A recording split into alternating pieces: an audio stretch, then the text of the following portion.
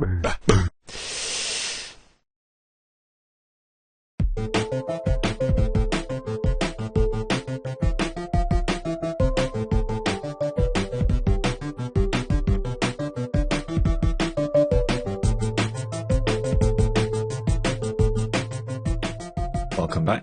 So last time I saw you, we had done a little bit of the face painting for the jaw, roughed in the lips, eyebrows, and a few other places, but hadn't gone into too much depth. Since then, I realized that I didn't have any teeth in my model, so I've imported some teeth. So if I select my jaw here, you'll see I've got keyframes from 0 to 10, which has a rather unpleasant looking mouth opening, but it serves the purpose for now. And it's important to have this animation so that I can part the mouth and see what's going on there. Now the lip weighting is fairly smooth around the actual lip area.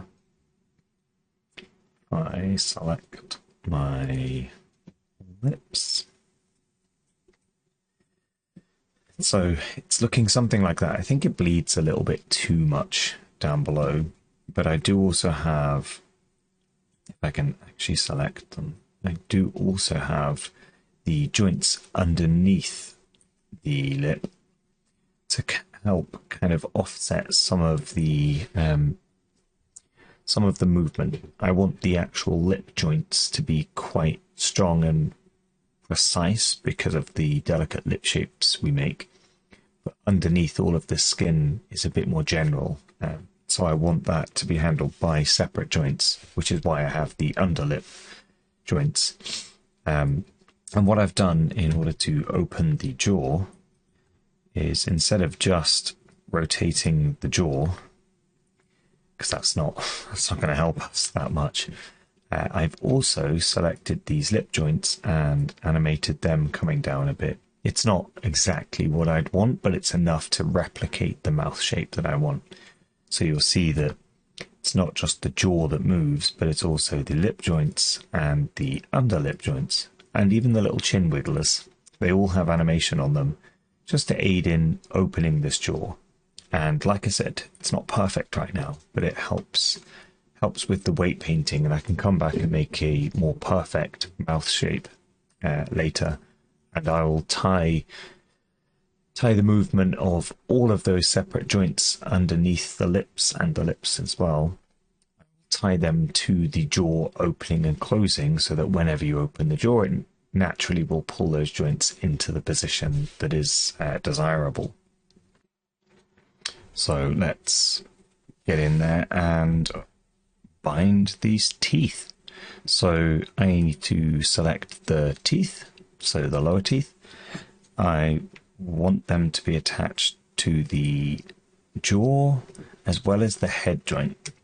I'm going to share the weighting between the two of those. So I go to bind skin, make sure I've only got selected joints, not hierarchy, and make sure maintain max influence is off. I've got max influence is 3, even though there's only 2, but that will be fine. And let's bind that and have a look at what it's doing. Okay, so the teeth are moving a lot, so they're moving with the jaw a lot, which is okay. We go into our weight paint settings. Oh, by the way, if the last tool you used was paint weights, it will appear here. So if you need your toolbox up, you can always just double click. So I have the head here and the jaw here, both affecting the teeth. So an easy way to kind of find the right balance here is if I just take the head joint here, and let's just say I want it to have a value of 0.5, so 50%. Put 0.5, make sure the value is on 100, and we have replace, and click flood. Flood all of the verts with 50% weighting on the head. As there's only 2 joints, theoretically, it should share the weight 50% between the 2 different joints. So now I can see, yeah, that's looking a little bit better. Might need a little bit more, so let's go 0.6. Flood again. Okay. Okay, that's behaving a little bit better, I'd say. Maybe still a tiny little bit too much. Wait, we'll try 0.7. Feels like it will be too much. Flood again. Okay, let's have a look actually. That actually seems to be doing a job for me. There's a bit of mess inside the mouth, as you can see in here. As the jaw's opening, it's not pulling the rest of the flesh inside of the mouth down enough, so it's kind of cutting through the teeth. That's okay. We now just know that we need to weight paint some more severe weighting in the inside of the mouth. But I think the teeth movement is looking okay. So I think the weighting is about right. Yeah, I think we'll go with that. So that's okay for now. We can always come back and tweak a little bit later if we need to, but it's looking okay for now. So the next two areas I want to look at really are the cheeks, puffing out the cheeks, which is very quick and simple, and then the eyes. And by eyes, I also mean the eyelids. They're a little bit more tricky and finicky. So we'll quickly have a look at the cheeks. So first I will set a key at 1 for the default position. And then at 10, I will take that cheek blower, which I think the position of the joint is a bit off. And I'll pull that out. Probably more than I will ever use it, but we can always tone that down with the animation slider. So let's get our skin and our weight paint, and we will select this joint here. And we've got to think about the kind of main area, or like the center of the movement there. I blow mine out. I've got a beard, so it's kind of hard to see. The center's kind of around here, so kind of midway between the corner of your mouth and your ear. So we can use that as a kind of a starting point. So we want to be somewhere around here, and let's just put in kind of 0.7, a little patch around here. Make it a little bit bigger, and then we can make our brush bigger. Hold down B, left click, drag to the right, and let's just reduce that and make a nice big little patch here. I'm going to make the brush a little bit smaller again and increase that area there. And then broad strokes with our smooth tool and just give it a nice little smooth. And then we can have a look at what we've got going on and see if it's too much, not enough. It's quite smooth. I actually could probably do with having the rest of the jaw animation not on there right now. I actually think it's making things difficult. I'm going to delete these keys at 10. So, select all of the joints I previously animated and just delete the keys. And it turns out it was a lot of joints. Okay, now we can have a proper look. It's not looking too bad. There's a few kind of sharp edges, as you can see. And sometimes I find it useful to put on wireframe unshaded so that you can kind of look at what the mesh is actually doing here. And let's go back in and have a look at our weight paint. So I might make a smaller brush and do a bit more smoothing around here.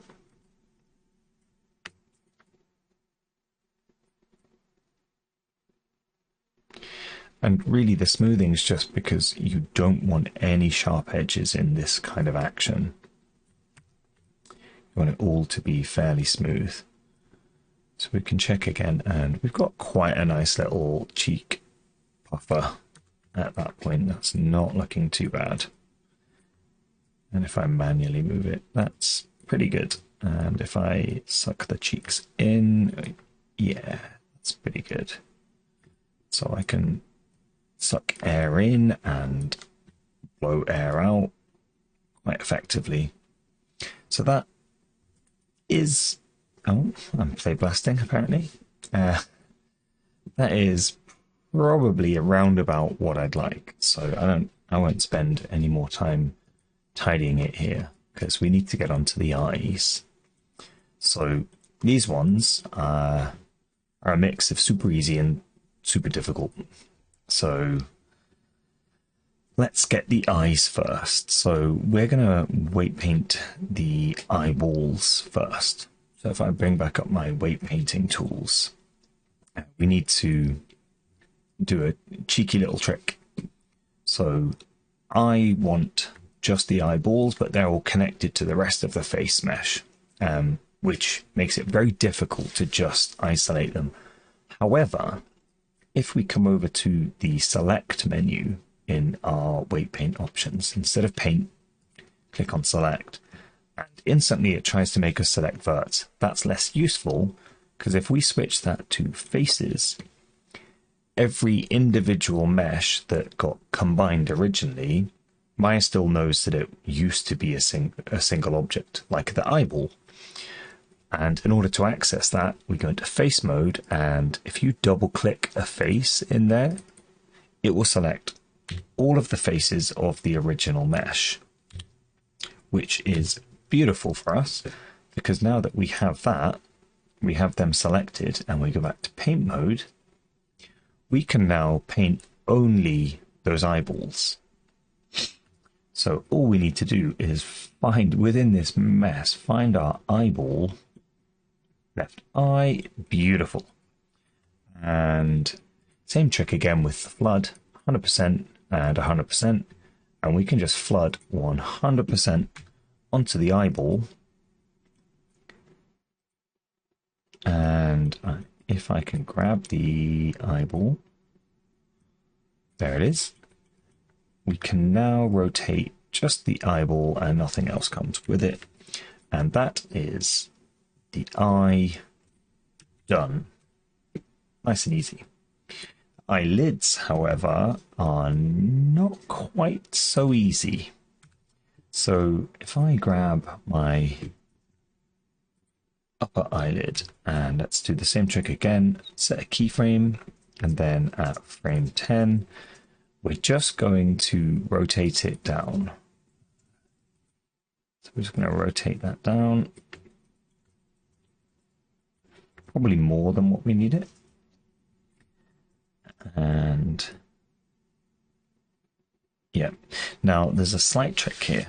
Rotating it down should, in theory, give you kind of a perfect rolling motion over the eyeball because it's in the same location, so it should rotate from the same pivot point and rotate perfectly over.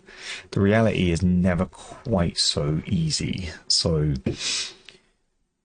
quite often what we'll do, this action here of rotating the eye down, will actually also take this end joint and pull it out a little bit or pull it down a little bit and do a bit of a kind of additional animation. So with that in mind,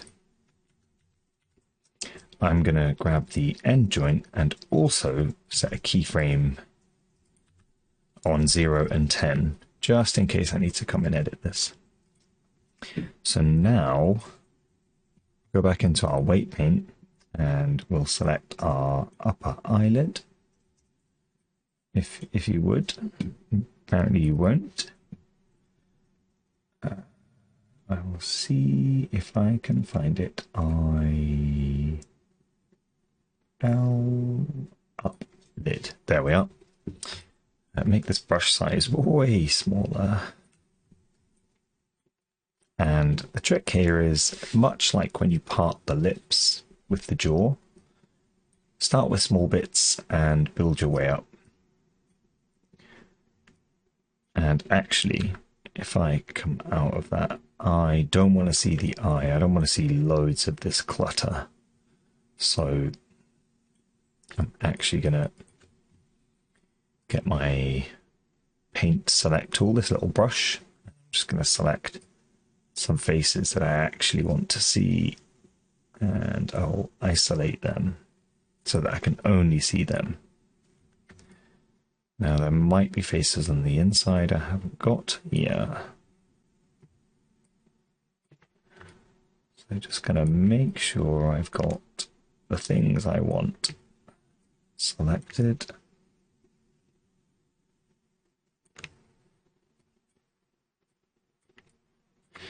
Oh dear, I selected the eyeball. We don't want that.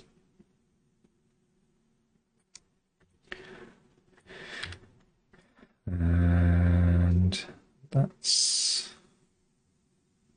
pretty close. I need these bits here. I don't know if I'll be able to select them. Yes, okay. Marvelous. So we have just kind of the eye area selected now, so I can go in and isolate select and view just selected. Beautiful. So now if I go out of that and go back into weight paint, I have the upper lid selected, so now I can start painting some influence.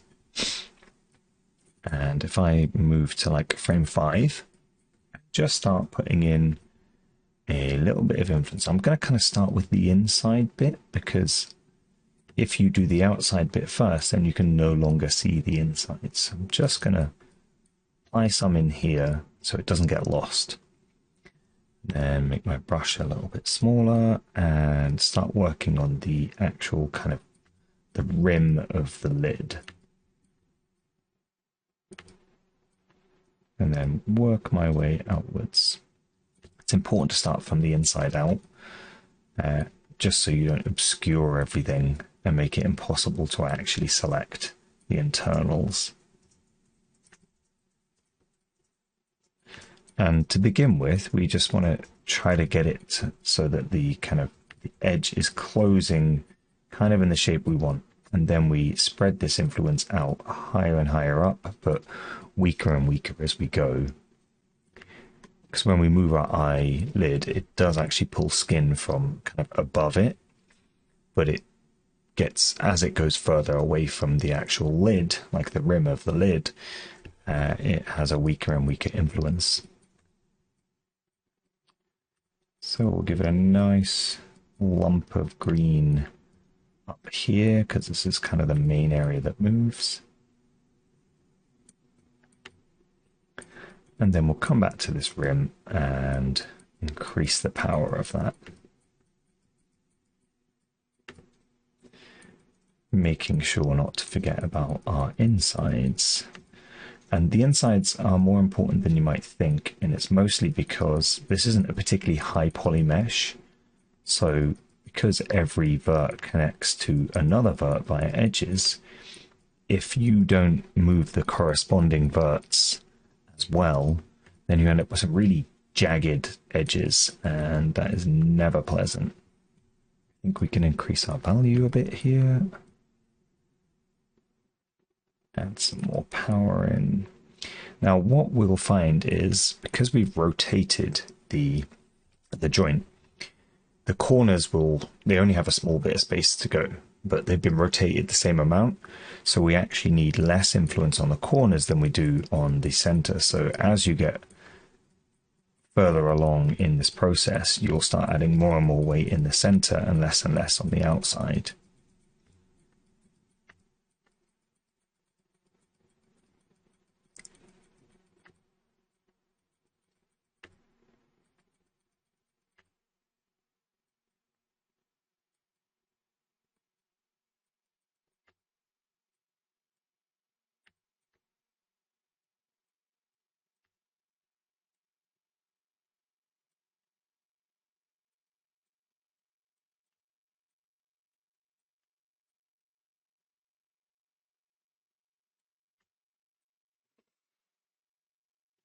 Okay, so I'm kind of reaching the limit of my joints now. So what I actually need to do is tweak the animation and make that joint go a little bit further. So let's pull this even further down. So now it will look busted when I go back to here. Yeah, it sucks inside of itself. That's okay because we have frames. So we can find roughly where it seems like it's shut. And that's kind of that frame. And it's a bit mucky, I know. But that gives us a good reference point, frame 7. So we can see what's happening here. So corners are hitting, this corner here is hitting quite early, and then the other corner hits a little bit after, and then a few frames after. So we can tell we need to reduce quite a bit of weight from this corner, a fair bit from this one, and add a little bit more in the middle, but it might be that just reducing is enough to sort it out. We can also see that our rotation is fine about half of it, and then it sort of starts to suck in on itself.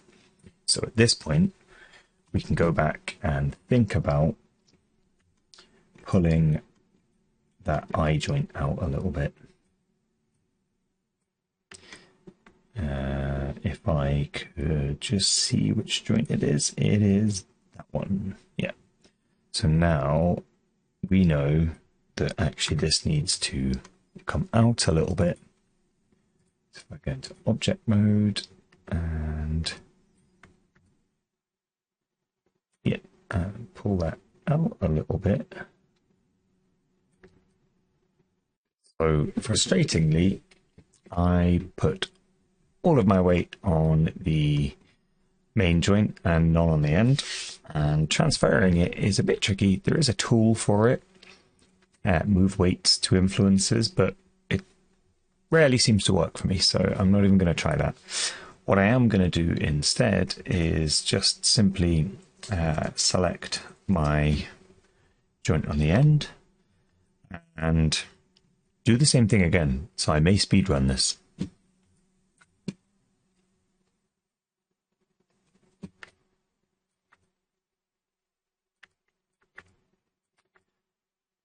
I think the important thing to note here is that whilst I wanted all of the weight actually to be on the tip of the joint, the reality is I could use that to my advantage and just use it as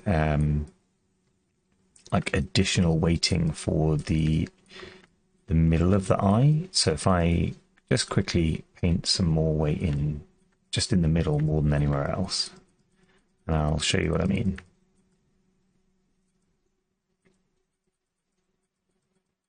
So you notice I'm not painting half as much weight around the edges as I am in the middle. And that does mean that I can rotate the main eye joint and then use the tip joint here to affect kind of the middle part, where is closing? Closing is like that. So now you see how it's actually almost hitting perfectly. And that's because I put more weighting in the middle than I did at the edges. So it's kind of rectifying the mistake that I had made. And actually, that's closing quite well. What I might do is edit my keyframe here. I'm going to put that at 20 instead, I think, so that I've got more time to work with in here. So that means more increments in between. So I can look here, the corner here is hitting really quite early.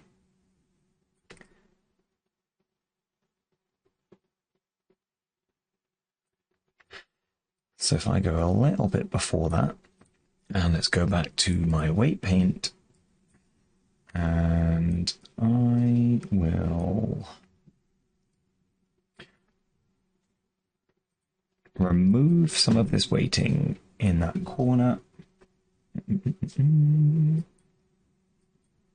As delicately as I can.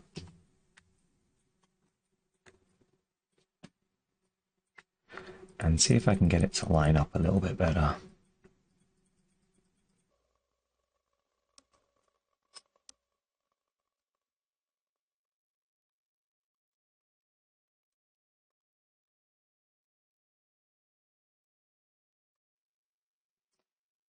Okay, that's not looking too bad.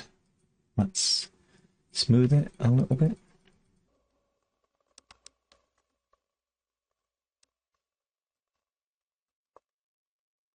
Almost there. I need a little bit more weight in this central area.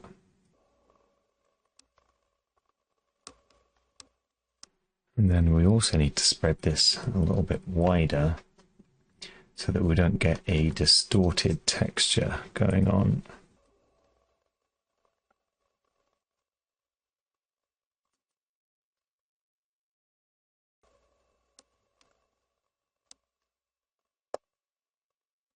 And we're pretty close. Add a little bit more weight here right in the center of that lid.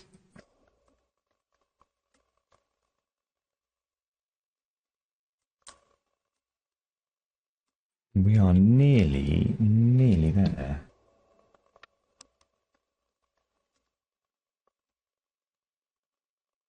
Still a little bit jagged, but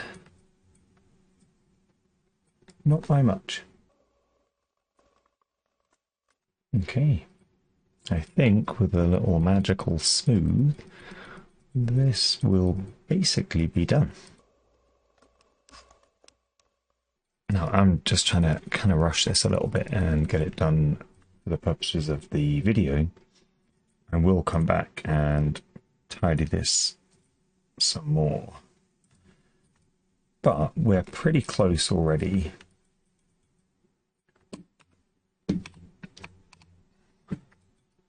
And let's have a look at what we've got. And that is not looking too bad at all. Now you can probably tell already that we're missing some eyelashes on this weight paint. We'll deal with them as a separate issue. They will be more or less weighted to kind of just follow exactly, but they will have a little bit of a similar issue as to the eyelids. So they'll more or less follow the joint exactly, but in the very center of it, they will also need a little bit of extra weighting. So similar to what we've done with the eyelid, we'll do with the eyelashes, but maybe not quite as extreme. So for the purposes of not making this an incredibly long video, I'm going to end it there. There are still some areas of the face that need a little bit of work, need some weighting on them, like we could do with some extra kind of look underneath the eye here, but to be fair, they're very straightforward compared to the eye or the jaw or the lips. So I might leave them to your imagination, unless you complain loads, in which case then I could always do a follow-up video. But yeah, I hope that has been useful. And I will follow this up with further rigging videos to finish off this face later down the line. Okay, take care, and I will see you soon.